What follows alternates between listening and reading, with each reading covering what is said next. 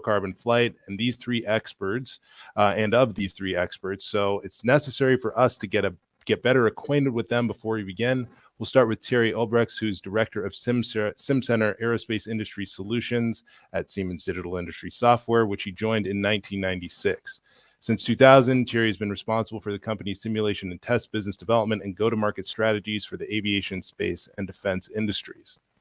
We also have Eric Munktel, SimCenter Solution Manager for Aircraft Engines, who's worked with gas turbines for 13 years in various R&D roles.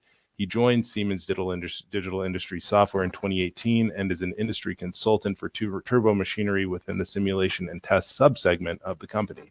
And finally, Stéphane Maubin is the Aerospace Business Development Manager for SimCenter System Simulation, who joined Siemens in 2005 as a sales rep for major aerospace customers. Today, Stéphane leads Aerospace and Defense Business Development for SimCenter System Simulation Solutions.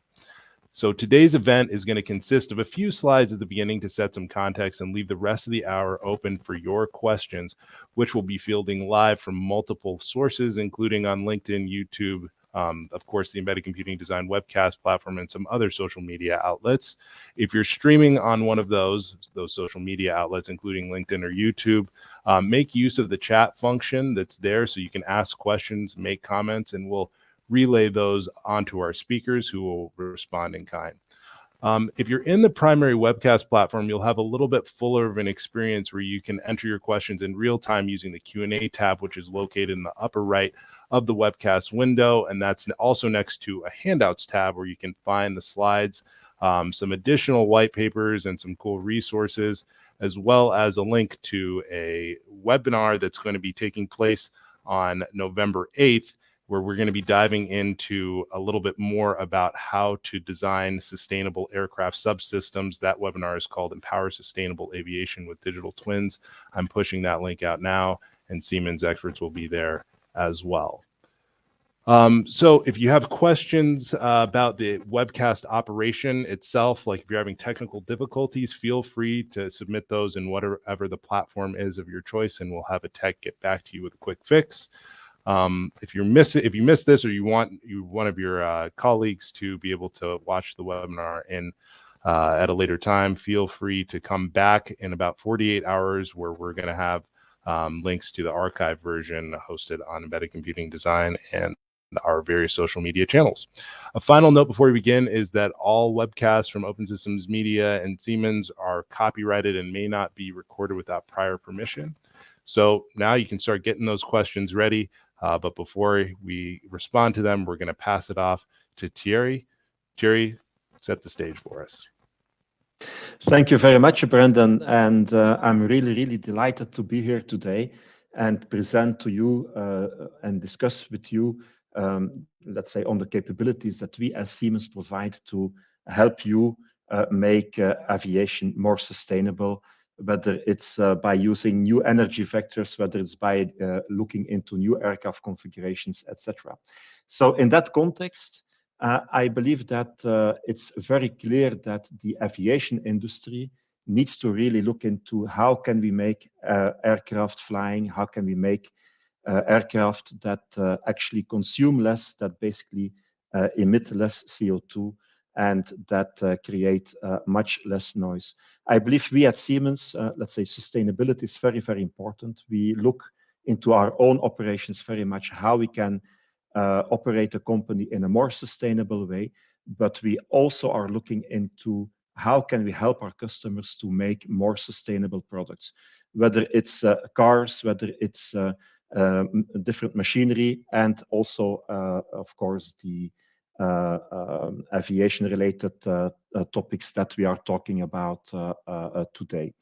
So when you look into aviation, it's of course clear that there's a lot of possibilities to make aviation climate neutral. And still, there is a lot of work to do. There's a lot of work to do with respect to how can we validate and verify whether certain technologies are really viable as a solution. And I believe you can basically categorize them according to three main pillars. I believe on one side, we have been seeing the last 10 years that there has been a lot of focus on looking into how can we actually make electrical motors and the electrical propulsion systems as a whole ready to be implemented in aircraft. So electrical propulsion systems, hybrid electrical propulsion systems will basically be able to contribute to making aviation climate neutral. Secondly, there's a lot of discussions related to the new energy vectors, whether it's synthetic aircraft fuels and sustainable aircraft fuels, whether it's hydrogen, whether you use the hydrogen in a more or less classical gas turbine engine and burn it, or whether you use the hydrogen in fuel cells. Stefan and Eric will basically look more into detail today and also in the next webinar. And then finally, there's of course a lot of opportunity while you are implementing more electrical propulsion systems and while you're implementing new energy vectors. There's a lot of possibility to look into the core aircraft configuration itself. And so probably this is the opportunity to look into how new aircraft configurations like distributed propulsion systems, like much more efficient wings than the ones that we traditionally have in commercial aircraft, how can we make, let's say, how can we make aircraft more efficient by using these kind of new configurations? And of course, related to this kind of new capabilities, it is clear that, oops, sorry, I'm going to forward too much here. But when you look into all these new capabilities, it's clear that when going, let's say, from traditional air travel to climate neutral aviation, that there's a lot of challenges and a lot of risks related to that. And these challenges and risks are really related to the development processes that are currently in place with the traditional aircraft development, which really need to change when you want to be able to integrate these new electrical propulsion systems, new energy vectors, etc. So first of all, the question is, how can you, from very soon in the aircraft development, actually make the right aircraft architecture choice, whether it's the aerodynamic architecture, whether it's the structural architecture or the systems architecture. Of course, once you are going to implement much more electrical systems, you will really need to look into how can I increase the power density and energy density of the batteries of the electrical motors in order to be able to implement them in an efficient way on an aircraft. And once you are going to take away a lot of, let's say, mass from an electrical motor, you are going to you will have to address the thermal and energy management problems that will definitely occur, not only on the electrical motor itself or on the inverter, but also at the integrated aircraft level. And then there's a lot of integration problems that will occur. There will be a lot of high power electrical systems. There will be a lot of electronics. You will have to integrate it with the mechanical, structural side of the business. Also, there will be a lot of software that will need to be integrated.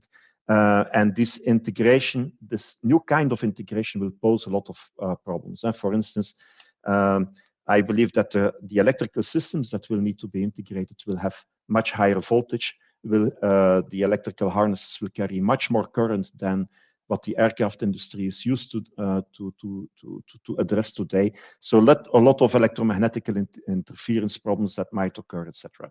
And then hydrogen.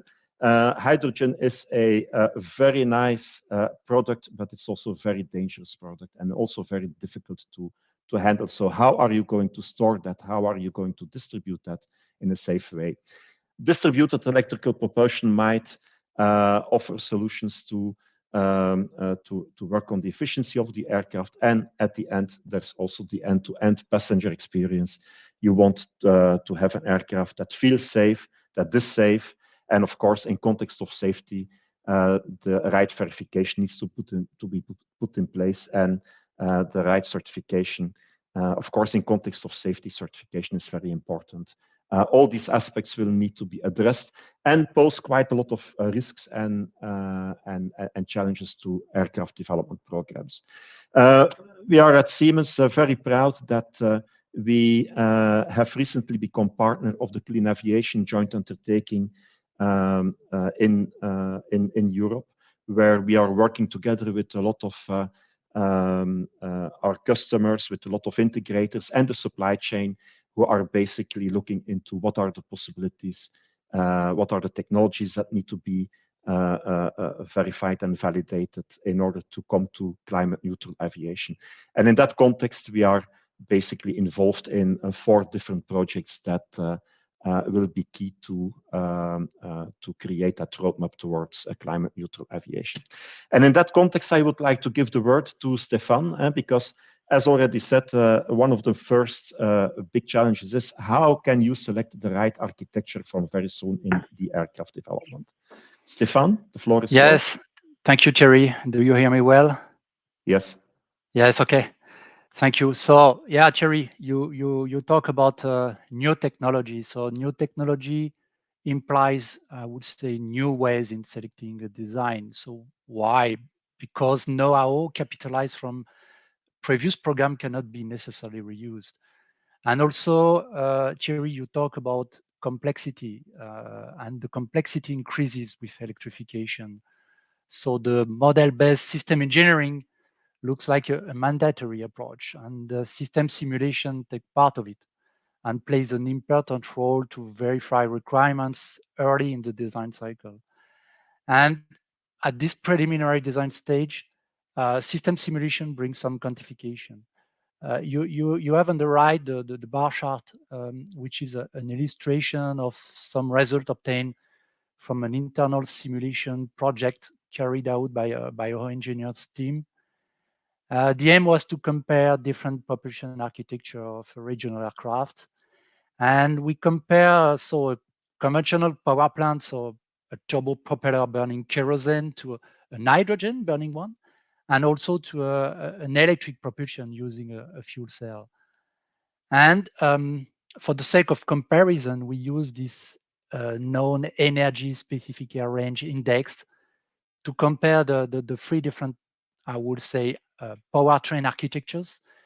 And this index reflects the energy consumed during the mission.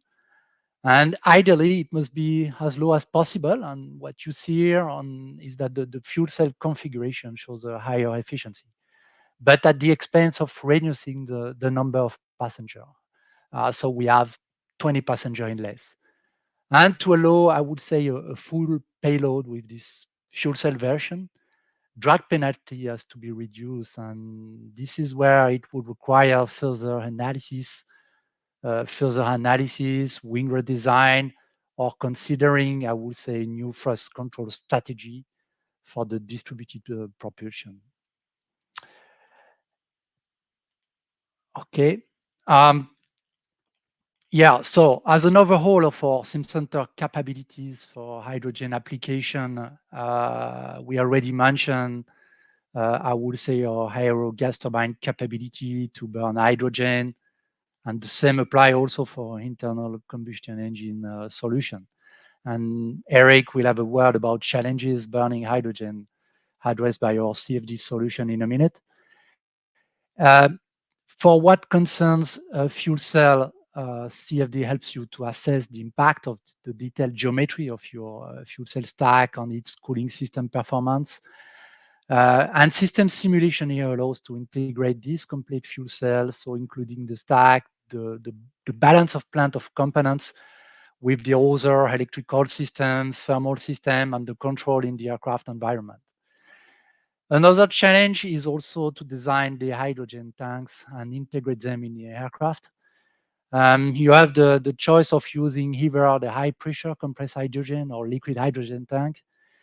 Simulation helps defining new shapes. And when it comes to cryogenic hydrogen options, your simulation helps to properly size insulation of the tank, to keep control of the boiler rate, and to avoid the leakages risk typically. And this is a success slide inherited from a recent webinar where our partner, the Cranfield University, presented their simulation work they did on a retrofitted hydrogen-based eVTOL, so the XV-15 tilt rotor. And in this work, Cranfield investigated 3 parallel hybrid options with fuel cells. And they also compare different way to store hydrogen, either on with the compressed gas or the liquid storage. And using system simulation, Cranfield demonstrated that liquid hydrogens allowed for higher payload range capability, even for the compressed gas hydrogen option has a better energy per passenger and by kilometer. They also demonstrated that hybridizations allow engine size reduction, so better fuel and energy benefits. They also showed that the degree of hybridization will be limited by the thermal management. And they presented their conclusion on the fact that the current fuel cell technology results in reduced overall performance compared to hydrogen-only configuration, but is promising for the future. And in a short-term time scale, hydrogen burning gas turbine looks like a potential solution, still with some challenges. And maybe Eric, I will let the word to tell more about that.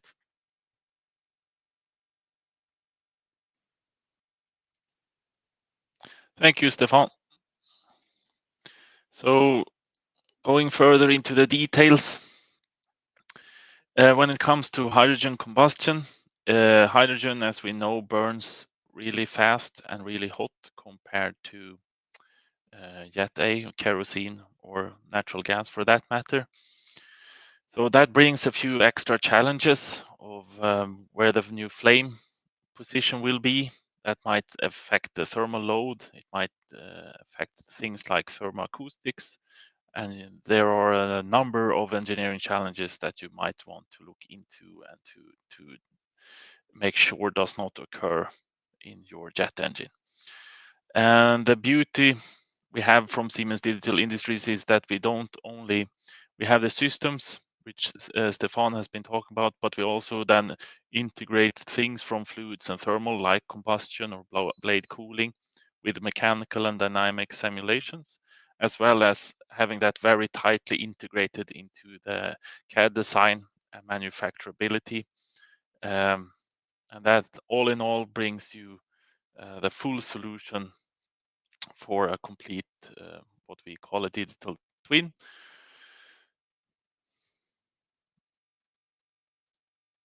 And a customer that has already achieved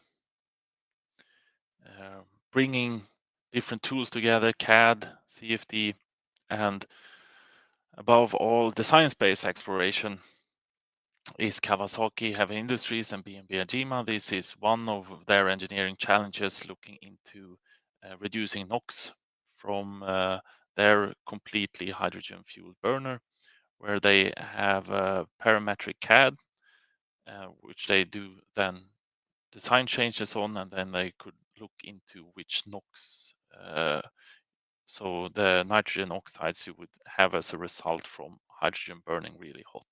And through the science-based exploration, they were able to then find a design that was much better than they could ever have hoped of just designing ad hoc. So that was a quick overview, and I would hand it back to Brandon. Thanks, Eric. That's great stuff. So we're going to get into the Q&A portion of the event now. So wherever you are, whatever platforms you're using, please keep those questions coming in, and we'll ask as many of them as we can in the time we have remaining this hour to our panel of experts here. And we're going to start off with one for Thierry. Which is about a huge, obviously the biggest concern when you are building an aircraft for those of us who are going to be in one, which is certification. So certification is very important, obviously. So how does Siemens and your tool suite support this, especially in this new domain, of alternatively fueled aircraft? Yeah, I believe that's a very interesting question, Brandon. And thank you very much for the person who submitted it. And certification is, of course, as you already pointed to it, Brandon, very, very important. It's in context of safety. You absolutely want to be sure that whatever you do, whatever kind of energy source you implement, whatever kind of propulsion system you implement, you want to make sure that it is capable to transport people in a safe way with the same standards as what we are basically applying today. And in that context, Siemens provides several capabilities. And first of all, it's all starts with requirements. And when you start to build requirements, you absolutely should be sure that you can actually verify these requirements and that you have actually, that you can start to build a verification management plan that basically starts from the requirements, that defines a strategy, how you are going to verify that certain requirement and how you are going to put forward the different elements for the proof of compliance towards the certification authorities. So the first thing that Siemens does there is we make sure that all the data, starting from the requirements over the design of the test benches, design, let's say the virtual testing capabilities that you have in place, that throughout the complete program, all that data is kept in context, all that data is kept in a traceable way and available throughout the complete aircraft program. Between this and 20 to 30 years, I would say that this data is available for certification authorities in a traceable way. But secondly, of course, it's all about how do you prove the compliance? How can you prove that for a certain performance or a certain requirement that you have actually done everything that you can in order to make sure that the assumptions that you have taken, that they have been validated with previous existing data or data that you are going to acquire in the current program. And in that context, our digital twin capabilities give on a lot of domains, a lot of physical domains, the capability to build that proof of compliance. And that can happen with virtual testing, so with simulation capabilities, as with the tools that Stefan and Eric have been showing, by the way. But that, of course, also will have to happen with a lot of testing, flight testing, ground testing, system kind of testing, in order to make sure that, in order to prove to the certification authorities that the assumptions that you have taken in your modeling, that these are basically right. And we at Siemens, we strongly believe that it's a combination of the virtual and the physical world. I believe this makes us unique. And we don't stop with the digital files only.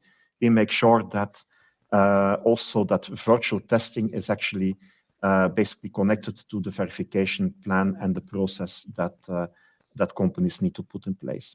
And there's a lot of advantages to use the digital twin, Brandon, in the sense that these digital twin, you can use them to de-risk the test, to prepare the tests in a better way. But on the other side, the test will also help you to basically validate your models. And while you are doing the physical testing that you need to do, you actually can speed up your virtual verification when you have better confidence based on the physical testing. So I hope that this responds to the first question there, Brandon.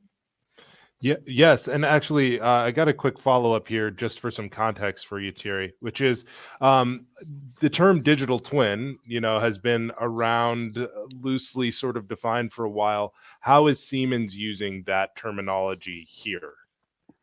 Yeah, so it's indeed, I believe, a great question here. And what we actually mean with it is that in order to build an aircraft, starting from the requirements, starting with the safety assessment, the risk analysis, failure mode analysis, the mechanical design, the electrical design, the performance engineering, so the engineering tools that give you an insight in the structural behavior, systems behavior, you name it, that all these kind of capabilities basically are elements of the digital twin that actually represents your real product, whether it's the design aspect, whether it's a behavioral, whether it's a behavior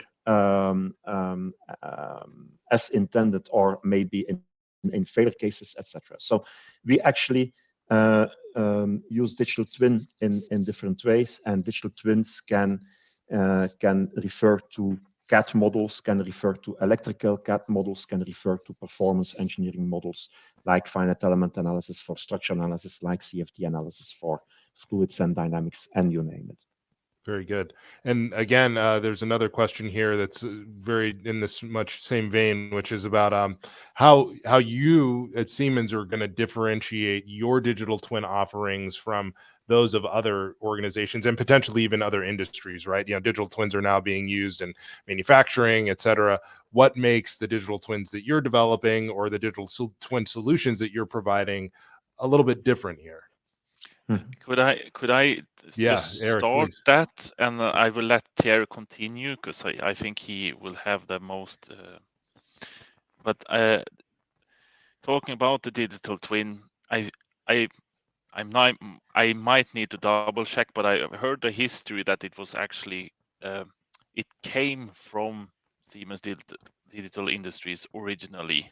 So the history is that it was the term was created by just having the ability to have a three-dimensional digital copy of basically the CAD, I don't know, 25, 30 years ago or something along those lines. I'm not entirely certain, right? And it has evolved, and in the aerospace industry, it means more along the lines of the predictive maintenance, or like that you have each component and asset in the field completely under control and managed.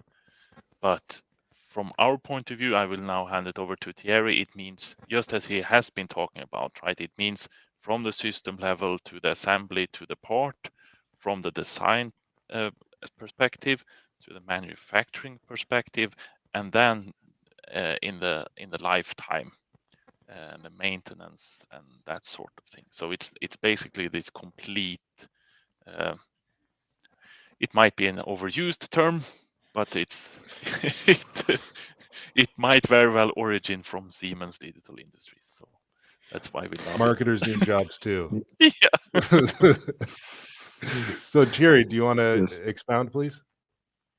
Absolutely, and thanks, Eric, to complete that, because indeed the operational aspect, and let's say, I believe the complete industry, whether it's the aviation industry or the other industries, they are looking into how can you build actually that digital twin of that aircraft with that tail number operating in the field. How can you make sure that you have maybe a specific digital twin available for that aircraft, representing, let's say, having the information related to the life cycle where that aircraft is in, how much damage has it accumulated during the different missions, etc., etc. So again, it's let's say we look at it in a very comprehensive way. But to come back to your question, Brandon, what makes Siemens unique is, well, I believe that what makes Siemens unique is that Siemens covers the digital world, but also the real world. We realize that our customers, customers, I would say, they need a real product that needs to fly. So our customers don't need a digital file. So let's say the product development and the production side of the business and the aircraft delivery side of the business does not stop with the digital file. And actually, the transition going from, let's say, an ideally designed aircraft with the perfect performance, with the perfect, let's say, with the lowest fuel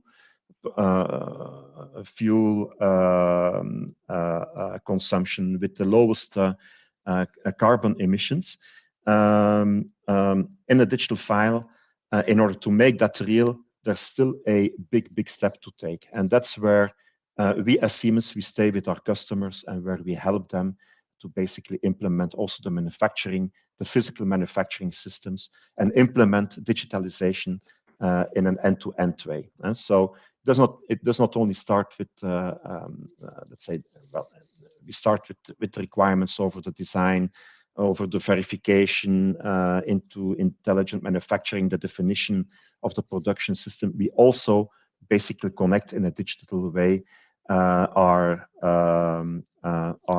production systems in the digital industries environment with these digital twins. Yeah, I sometimes I rephrase it, Brandon, with the fact that let's say the avatars in the metaverse connected to the product development, and so the avatars of products are very, very important. And Siemens invests a lot of money to basically enhance these simulation capabilities and digital twin capabilities very much. But that's not where it stops. Our customers need, next to avatars in the metaverse, our customers also need to deliver real products in the universe. And it's that marriage of these two worlds that we stand for. And so Siemens is really combining the digital with the reality. That's great. We've got a question over here in the chat about where you can get additional resources about some of the topics we're discussing today and in the webinar that we're going to be having on November 8th. There's a handouts tab, which is up by your Q&A tab, and there are a couple of white papers and additional resources in there. If you just click that, you're able to to download those for free. And if you're on a social media platform, you can check out the Embedded Computing Design website and potentially the link to this actual webcast, so you can get into the room and access some of those resources. But back to the Q&A, we've got a bunch of questions coming in, so we're going to have to get through this pretty quickly, some of these pretty quickly. But I want to make sure while we're on the topic here, Eric, I mean, you've spent over a decade working with gas turbines. So in the context of a digital twin, how what does that look like in more practice, from less of a higher level theoretical definition of digital twins to okay, well, how does a digital twin help you in the design of an aircraft system? Yeah, so I you would have to go over each and every, or like fundamentally the component itself, the burner, if it's, for example, hydrogen combustion, you would need to redesign that because of the new medium itself. And then you would also have to, the effects that might also need redesigns of the combustion chamber, and if it changes, it will change the thermal load on things like the burners or combustion chamber. It might even change the turbine inlet profile, and that's where we keep everything under we keep all of these different engineering disciplines together. You can keep track of where the boundary conditions come from. You keep track of what you send out, and you make sure that you cooperate across these disciplines.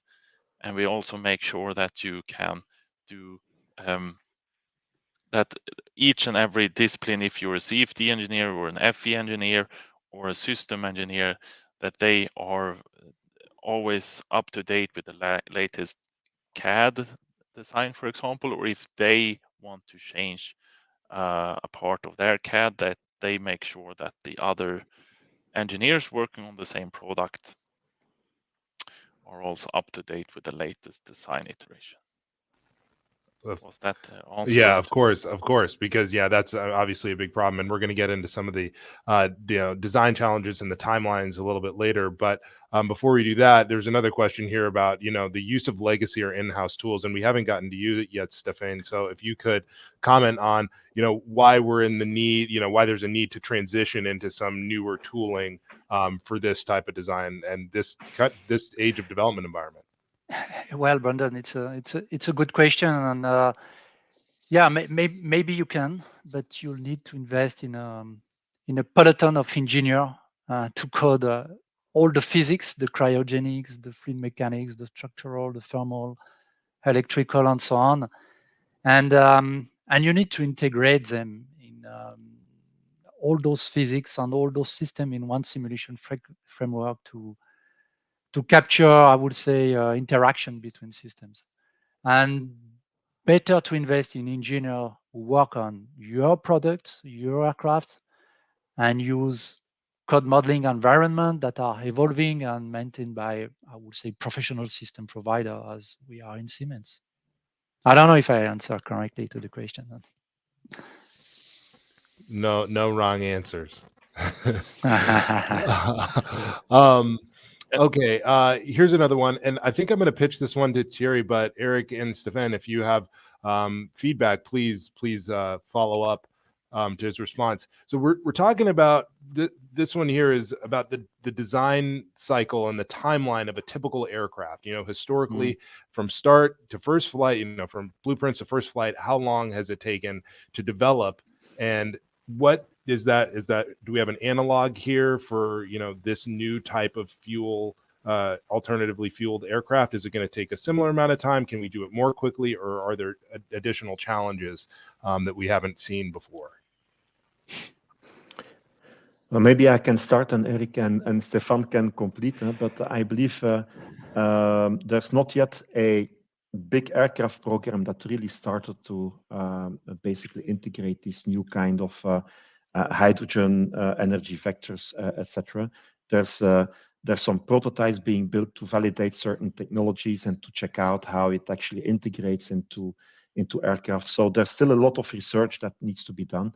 And that's, by the way, why Siemens is also a partner in the Clean Aviation project. Having said this, let's say, because of the fact that the aircraft industry will leave the traditional kind of aircraft configurations, will leave the traditional energy kind of vectors, will leave the traditional, let's say, gas turbine, purely gas turbine propelled aircraft.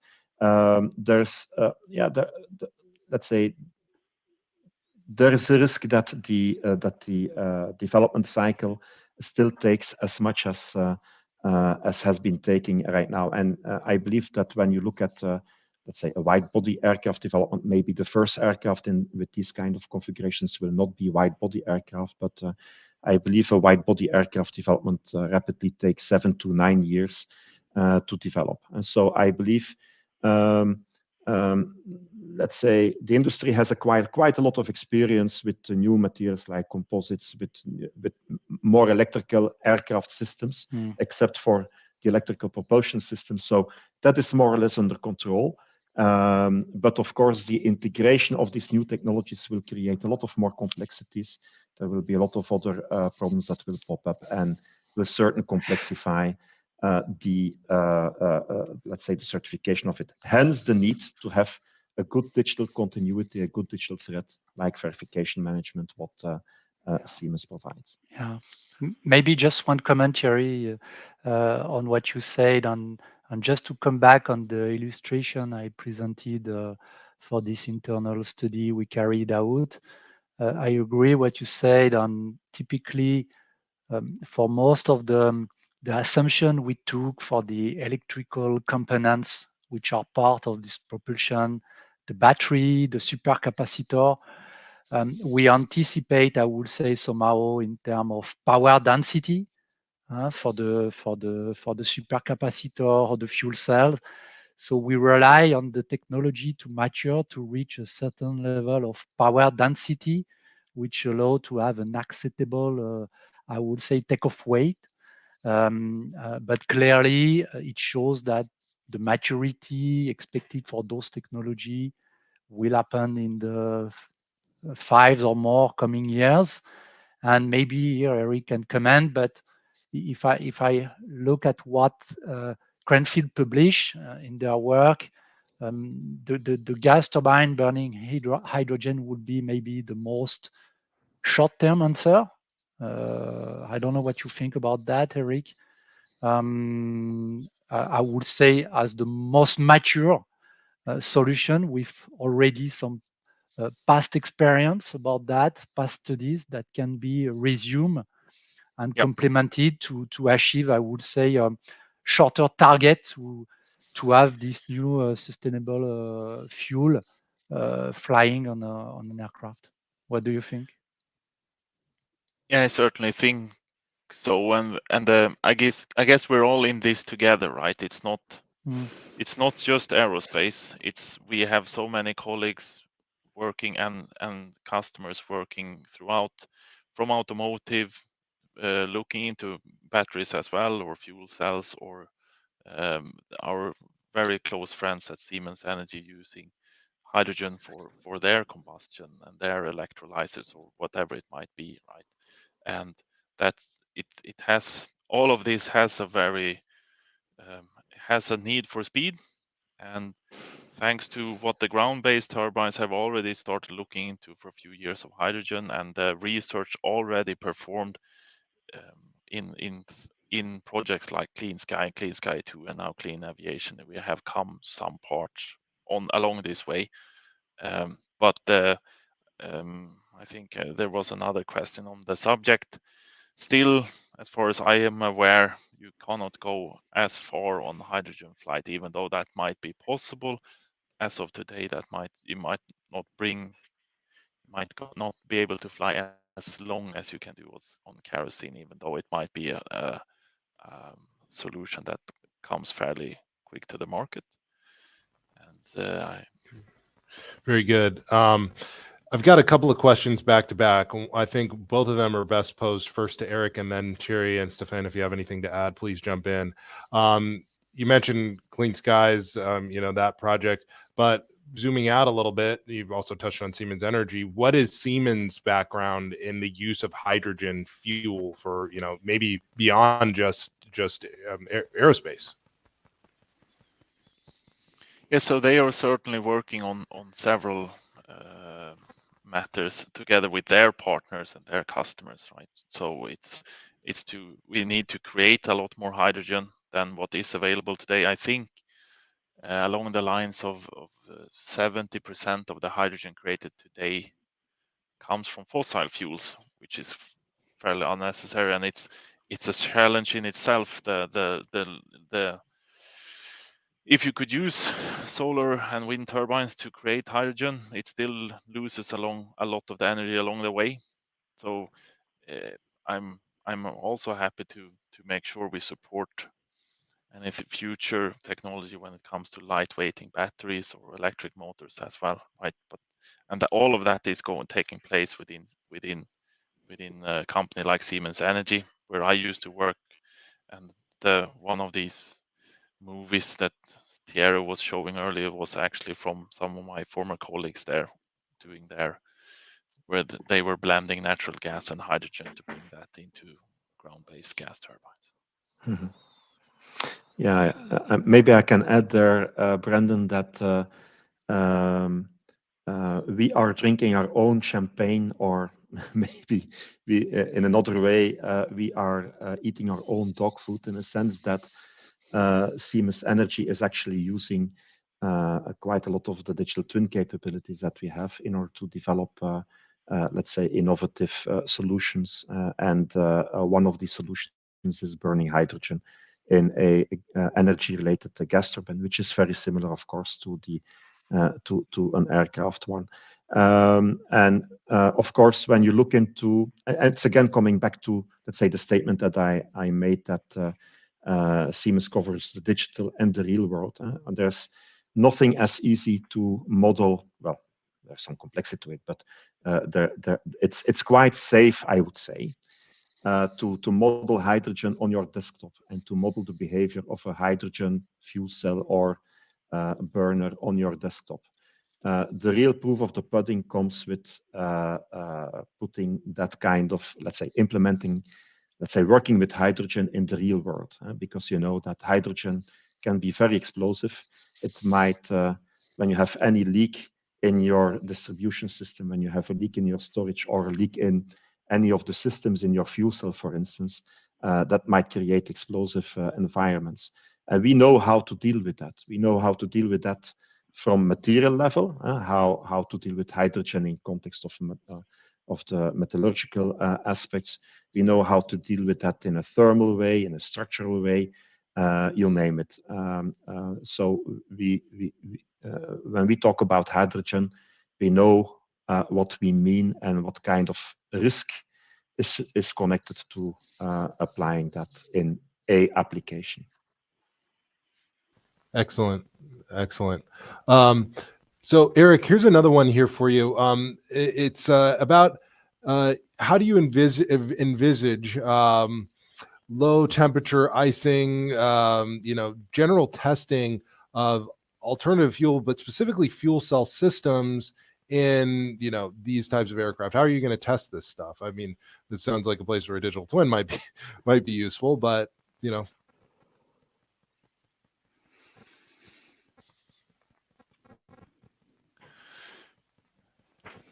Yeah, I guess that's a good question, and that's I don't know if Stefan wants to bring in on that one as well. So there are certain I don't think we can answer all the details on this, and some of these questions we might be happy to take offline in a follow-up meeting as well, because we have icing we have been looking at for things like the nacelle of the engine or the wing of the aircraft, but that also takes expertise and special physics. So that certainly is something that could be further explored. But I'm not. Yeah, Eric. I think we are talking about physical testing, and our solution can support the physical testing by, I would say, de-risking it by some simulation. So what we call the virtual testing, and most of the exchange we have with our customer, they have a lot of questions about how their tests are really representative of what happens during a flight. Are their test rig compliant with the aim of certifications? And sometimes the simulations can complement to extend test, or also better design test rig to better comply with the target of certification. And seeing that with this question of sensors, I think on the CFD you can take advantage of the simulation to ensure you are putting the sensor in the right locations, and then the sensor is integrated in a system, and when comes, I would say, a reduced model of your CFD that you import a system simulation, and you have a kind of virtual test rig, and you can then, I would say, save time, or I would say think about another way to test your system. But yeah, we are tool providers, and it's up to the engineer to say that. Yeah, Thierry, you want to say something? Yes. And Brendan, I was looking at the questions here and the question that you just put forward, but there's also another, I believe, related question to that with the use of hydrogen on engine actuators, etc., etc. I believe the core of the problem here, or the core of the question, is thermal management. Yeah, how are we going to be sure that from very early in the aircraft development, from component level, and the icing of the actuators that is mentioned in one of the questions, but also the icing of the fuel cells, the fuel cell systems, etc., relate to that. And so the thermal management from integrated aircraft up to component level and vice versa will be of key importance because you will have your electrical motors that might heat. You will need to dissipate that heat in a certain system. How are you going to dissipate that? How are you going maybe to take part of that energy in the evaporation? Are you going to use that in the evaporation systems of the hydrogen before you use it in the fuel cell, etc., etc.? That is of key importance. So you cannot develop that fuel cell anymore as a siloed, separated, isolated fuel cell. You will need to look into how does that fuel cell integrate thermally into that aircraft. And I believe it holds for all the different aspects of the aircraft. And so also, hence the importance to look at the thermal balance of the complete integrated aircraft. Today, you see that each of the individual departments, whether it's a structural department, the electrical department, the environmental control department, they all have excellent tools and excellent capabilities and methods to deal with the thermal balance of their individual system. Tomorrow, with a more electrical aircraft, hybrid electrical aircraft, hydrogen propelled aircraft, that understanding of the integrated thermal balance of the aircraft is of such big importance that, let's say, maybe if there is not the right models in place in the trade-off phase, in the concept phase, if you don't have the right models in place to make that balanced choice between all the different systems, maybe the complete system architecture might fail in reality. So hence the need to have a virtual integrated aircraft analysis capability available from very early in the program. And where we as Siemens, I believe, excel is that we have very scalable digital twin capabilities where we can cover from component level up to integrated level, where we can deal with very coarse models at the beginning of the program and at the same time also have very detailed, maybe 3D CFD kind of models to address that. We can cover, let's say, the modeling from the concept phase up to the verification phase, where maybe some of the models you need to make them real time to test in control schemes and model in the loop, software in the loop, hardware in the loop kind of things. And in order to be able to do that, you need to be able to talk all the languages that are required in context of physics. And you need to be able to talk the language of Mr. Newton, of Mr. Pascal, and Navier-Stokes comes into the picture, Mr. Maxwell comes into the picture. And that's what we really, really love to do, and doing that in an integrated way. Does that make sense? Definitely, that was an excellent answer. I've got a couple of questions back, sort of circling back to the beginning about certification. But before we get to those in particular, I do want to make sure that I make everybody aware of some of the additional resources that we have available to you. There are a couple of white papers that I'm pushing out right now on your screen. So feel free to download, read, share, however you consume your sustainable aircraft information, feel free to do so. Thierry, getting back to that, there have been a couple of really good questions since the start about certification. So primarily they're around whether or not certification today is going to be sufficient. There's one here around DO178B and DO254. Is that going to be sufficient in these new environments, or are we going to need to develop new standards? And then maybe, I don't know, Eric, if you could tack on, I don't know if you see the need to change any of the standards that are in place today to be able to support some of the technical development aspects that are going to be required for these new aircraft. So Thierry, you first.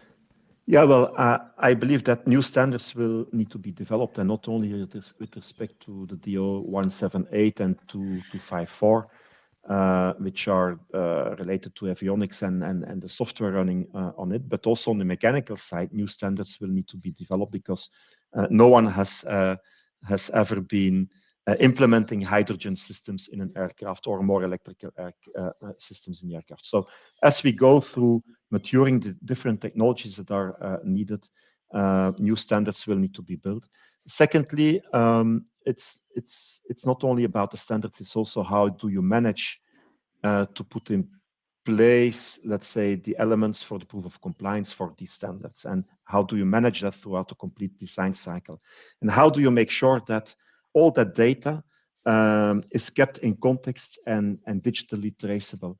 And so for instance, the DO178, we have in our requirements engineering capabilities, we have specific templates available which actually help our customers to kickstart let's say that DO178 certification. So yes, very important, and yes, the new standards will be needed in context of the new kind of systems architecture and energy sources that will be integrated. I don't know, Eric or Stefan. whether you Yes, can Thierry, add something. like you say, a new standard, new way to control energy sources with hybridization. And our solution, I would say, support control design, are also versatile to be exported on, I would say, simulation environment or flight simulators. So I would say it's a mix of physical and virtual certifications using simulation to as a part of the methodology to come to the certification. Mm-hmm. Great, Eric. And from your perspective, the flashbacks are a different, animal in these environments. Some of the brittleness and a lot of the other thermal considerations are going to change. Will there be the need for different guidelines, different frameworks, different standards to help engineers design through these challenges, in a compliant way, safe and compliant way? Yes, so I certainly think so. You need to make sure that some of these phenomena that might occur, it might be flashbacks, it might be embrittlement, it might be that sort of thing that comes with hydrogen that has not been present before.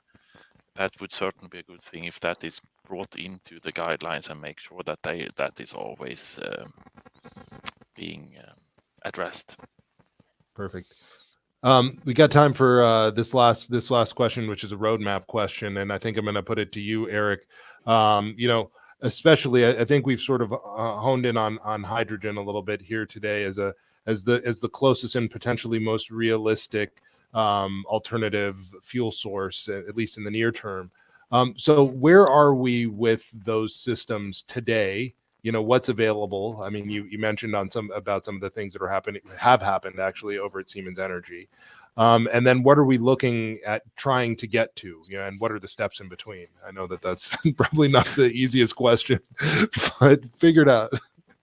Yeah, so a lot of what you have seen today is already available, right? So there is the foundational framework and the capabilities all are in place already, but there will always be new engineering challenges, new things that pop up, and that is something that we're obviously doing with our research partners or our customers as part of this framework. So when we together with our customers we see that there is a gap or something that needs to be improved, new physics that needs to be added, that is typically something we do then in conversation with them, and what to add and how to make sure that we can support these new types of phenomena or physics that might occur. But of what you have seen today, all of that is available as already. What do you think is next? The next big milestone for our industry to achieve? From the aircraft for aerospace perspective, or from the digital sites perspective? Probably from the aerospace perspective. And that's I would almost leave that to Thierry to answer. After hydrogen, or as I would say, the first flight with fully hydrogen, that would be a very impressive thing. Right? We have had it. Yeah. It's been on the ground. Let's make sure they are up in the air as well. Yeah. So, as a matter of fact, the aerospace industry, Brandon, has been using a lot of hydrogen already, and there's a very nice example behind me here, which is the Saturn V rocket, which is older than myself, by the way. But a lot of hydrogen has been used to basically propel that aircraft towards the moon and make a safe trip back home. So there's a lot of knowledge there, and I believe the last 10 years, there has been a let's say from garage type of hobbyist kind of projects related to electrical motors for aircraft. There has been an evolution last 10 years to and a lot of validation been happening, a lot of flight testing been happening on electrical motors increasing the power density of it. Our former Siemens aircraft, right now also is electrical, have been doing a great job there, by the way. And I fully agree with Eric. The question is right now, I believe the same thing needs to happen with the new synthetic aircraft fuels. It should not only be hydrogen, but also the synthetic aircraft fuels. Maybe ammonia could be used, etc., etc. All of these kind of new energy vectors create their own problems, and I believe the next 10 years will be there to basically integrate these new energy vectors in a scalable way in aircraft. And that will need to happen while the electrical propulsion systems further mature, etc. And then hopefully we will be able to have a look at completely new aircraft configurations. You know that the current aircraft configurations that the big commercial aircraft manufacturers build, Brendan, they are based on the Dash 80 707 aircraft. That beautiful aircraft made its first flight in '58. All the current aircraft configurations are basically inheriting from that model configuration. So I hope that in my career, that once I will be able to fly a completely new aircraft configuration than what we have been seeing in the last, let's say, 50 years. That's great. That's great. Well, thank you so much, gentlemen. I really appreciate the time today, and I know that everybody in the audience who you're able to address their questions does too. For those of you who weren't, who had questions we weren't able to get to, never fear. We'll make sure that appropriate representatives from Siemens Digital Industry Software follow up with you. There were a couple of sort of specific questions we weren't able to dive into completely, but those are some questions that will also be you can expect to get a follow up from.